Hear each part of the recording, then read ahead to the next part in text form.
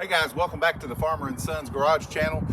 We are starting the teardown of the Crown Vic today. So I'm gonna go, there's so many of these videos of all the process of this. There's not a whole lot we need to cover. I try to hit on spots I don't think I've seen before. So a lot of guys, I'll get you to come this way, Laban, which you can see our scrap pile we've already got accumulating with the stuff we pulled off. This is the inner fenders of the truck that we cut out to make it easy to get the front clip on and off until we're ready to completely leave it off. And then all this stuff we've already yanked off the Crown Vic. We got more over here against the fence line.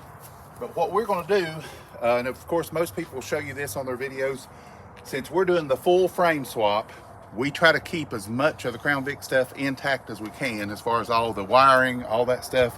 So like the airbag, we marked it, but I put a big X on it because we're not gonna need that. Over here on all the lights, we've got driver's side park light, driver's side headlight, all those, which most of that's pretty self-explanatory, but just so we don't mess anything up, we just take blue painter's tape, wrap at the end of the wire, write what's on it. We got us a little catch bucket for all our little bolts and screws and everything, and those will come in handy later as you're redoing the truck. So on this one, we're going to completely take off everything to do with the windshield washers. I wish I would have done that on mine and dropped it down another inch or two to really make it flush with the dash. I've still got a little gap I've got to fix on mine. But on this one for Laban, we're going to drop it completely down to where the truck's touching the back of this dash and there won't be any gap, and we can weld through there and up front. A lot of guys I see bust the windshields out and go crazy with that. We're going to be a little more easy because I don't want glass everywhere. So this little kit, I used it when I did mine. You can get this at Harbor Freight for like 10 bucks or less, or somewhere in that range. It may be a little bit higher than that now. But you just grab some pliers and a screwdriver and pry up a little bit on the corner of this, and then get a hold of it with your pliers, and you can just pull that out. And then there's the tool that helps you get the little wire through here that you kind of seesaw back and forth. One other tip, again, if you're doing the full swap like we are, where you keep the Crown Vic firewall, and we're going to keep all the HVAC, air conditioning system, and heat and stuff. This little vent, that's what pulls your fresh air into the cab or into the driver's compartment. So we don't want, if the glass were to break, any little glass shards to go down in there. Plus, once we start doing all the cutting, grinding, and all this stuff, Sawzall, etc., I don't want any metal shavings to go down in there. So we will seal this off as we start to work on this, just to prevent anything from going in there that we don't want. And unfortunately, this windshield's already got a crack in it, so we don't have to be super careful when we're taking it out because it's already cracked. There's no chance to like resell it or anything like that. But again, we don't want to make a mess with the glass. It's easier to take it out in one piece and haul it to the dump in one piece. That's what we did on mine when we did it. So now we've got that sealed off. I don't have to worry about any debris going down in there. So we will probably do a time lapse again like we did on the other one. I've already got the tail lights pulled. We've got the front fascia pulled off and grilled and stuff. We'll take the doors off, cut the roof off once we get the windshield out, cut the supports for the trunk and take it off, cut the quarters off, maybe cut a little bit of the back trunk. But today's video is hopefully going to be completely cutting up and having the Crown Vic done, and then we'll tarp it so we can start taking the truck off of its body and doing the cuts on the floor and firewall, and in the bed, the little rectangle we have to cut out to get the Crown Vic suspension and gas tank to come up through. But anyway, welcome to this video, and let's get cutting.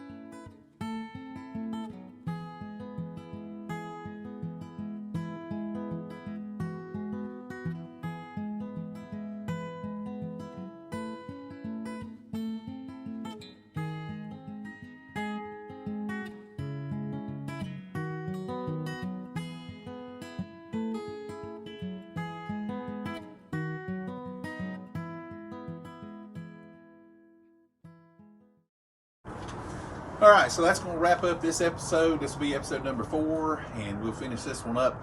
We were able to, as you saw in the time lapse, get the, we already had the hood loose. We took the hood off, took the taillights out, took the rear bumper cover off, took the, cut the back window out and part of the roof, and the edge of the quarters back there, and we cut the center part of the roof out, worked around the windshield with a little windshield removal tool, and kind of loosened it up all the way around, pulled or cut the top off, took the whole entire top off. And something we learned this time compared to last time, because we are probably going to use the Crown Vic seats till we find, Grand Marquis or Lincoln Town Car leather seats to put in it, or maybe a Crown Vic LX with the split bench, because he wants to be able to put 3 people in there, him and his wife and the little boy. So we're going to get rid of the Crown Vic buckets, but for the meantime we didn't want to ruin those, so we covered the seat with tarps and we covered the dash with the tarp, so as we're doing all that sawzall and cutting and everything, we're not getting all that metal grit down into the seat and tearing the seats all up. So that was a little thing we learned from the first time. That was a good helpful hint on this one. Also, we talked about earlier putting the blue painter's tape and writing down everything you unplug, write what it is, so you kind of can sort back through all this stuff when you're switching it over to the truck. So we continued that with marking the tail lights and the backup lights and the tag light and all that stuff. And then on the grounds, because you don't want to miss any of the grounds. That's one of the main problems of all the guys that do Crown Vic swaps. They have an issue where the car won't start. It's because they missed a ground somewhere when they were doing them that they didn't bolt back in. Yep. So every time we pull a ground loose, I take a blaze orange, we got Gorilla tape that's like the blaze orange color, and I tear a little piece of that off and tape it on the ground until we have a chance to remount it. And like we had to take the fuel pump relay module from behind the seat, the back seat. It's kind of clamped in on that metal behind the back seat. We took that out, and it had a ground right over from it, which does power the fuel system.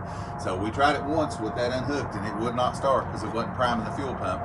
So we had to grind off a little spot on the Crown Vic metal, bolt that back in, and we backed it back up when we finished. It fired right up once we did that. And then of course we took the fuel inertia switch loose. We'll have to remount it. We'll hopefully mount it in the cab behind the behind the seat of the truck. We'll probably put that fuel pump relay module back in there once we, we're putting this together. But anyway, we got the whole top of the car cut off. We still have to cut the B pillar off, but we've got to remove the seat belts before we can do that. And then we'll cut the quarters off in the back of the rear of the car, and then take the front fenders off, and we'll have it pretty close to being ready to drop the truck on. We'll start doing the cuts, and because we have a truck to go by, we can do the measurements and cut the rectangle out of the bed exactly where we need it, and there won't be any trial and error on that. We can just zap that right out, so there'll be a lot easier dropping this one on the truck than the time before. For sure. So like I like to do all the end of my videos, we either throw a Bible verse in or we'll do a little prayer. I've got a Bible verse I want to throw in. It's Proverbs. And actually, I appreciate you guys watching up to this point. If you don't want the Bible verse, you don't want the little thing I put in at the end, appreciate you watching up to this point. You can sign off, and hopefully you'll watch it on the next one. But for those that do enjoy that and want to hear that, I'm going to do Proverbs 3:27, and it says, "Do not withhold good to whom it is due if you have the power to do it." So, I'm using that verse because I've got an awesome friend, actually one of the people that inspired me to do my first build, Caleb Cox, has the YouTube channel Straight Cut Gears. He and his wife, Jess, and their 3 kids are becoming full-time missionaries and going to go serve in Guatemala. So Caleb built a 66, I believe it was, long bed that he did a Crown Vic swap on, and he's done several videos on it. Actually redid it recently, did a motor swap on it recently, full airbags. Man, I mean, it drags the ground. It's just an incredible build. The holly green, he's got like a copper shade rims on it and wheels, and man, it's just a killer truck. I love that truck. Patina is amazing, and so check that out. Look up Straight Cut Gears, the Hulk. Or he also, another build he did that I absolutely love is the little 4-door Falcon. It's like a 62, 63 Ford Falcon 4-door that he dropped on a 99 Lexus, either SC400, LS400, I'd have to look that up. But it's a V8 car. Only got about 75,000 miles, I think, on the Lexus, and man, that thing will roast the tires. And he actually cut out and did the door panels, and actually cut out part of the door, inner door skin, and put on the Falcon and worked it up to where the power windows, the door locks, and the door handle and everything works from the Lexus to work everything on the Falcon. So he's got power windows. It's just an amazing car. So I'd love to have that car, and if he ever decides to sell it. But check his channel out. Look up Flexus Falcon or look up Straight Cut Gears the Hulk. Give him a follow. Watch some of his videos. And that Bible verse I read, Proverbs 3:27. If you have the ability and you're able to, would love to have you be a supporter of his on his ministry. We'll put a link to his channel in the description, and we will put a link to his ministry page. It's Shoulder to Shoulder Ministries through Cornerstone International, and we'll put the link to his page on there. If you're able to donate to him, if you can't, don't worry about it. But if that's something you believe in, you think, man, I want to help, be able to, use what God's blessed me with, be able to help people that I'll never meet, but somebody is going to Guatemala to help these orphans and foster kids in Guatemala. And if you can support that, that'd be awesome. My wife and I have made a donation already. We plan on becoming monthly sponsors with him. And if you want to become a monthly sponsor, you can click on the link we're going to provide, and you can do that. Or if you just want to make a little one-time donation, 10, 20, 50, whatever you can do, 100 or more if you can, and help him be able to go accomplish that. But anyway, check his channel out. I would love to get mine up to 1,000 subscribers so I can make some money. So if you want to just watch his videos, you'll help him make a little bit of money on the ad revenue. So I guess that's all we got on this one. Next time, hopefully we'll get the B-pillars cut off, finish off cutting the rest of the back of the car, and then start cutting on the truck. And I think I may have said this already, I can't remember. We'll be able to make the cuts out the bed and all that stuff because we've got mine to measure by, so that'll make it a little easier. But anyway, thanks for watching, and until next time, be blessed and be a blessing. Thanks. Made it through that.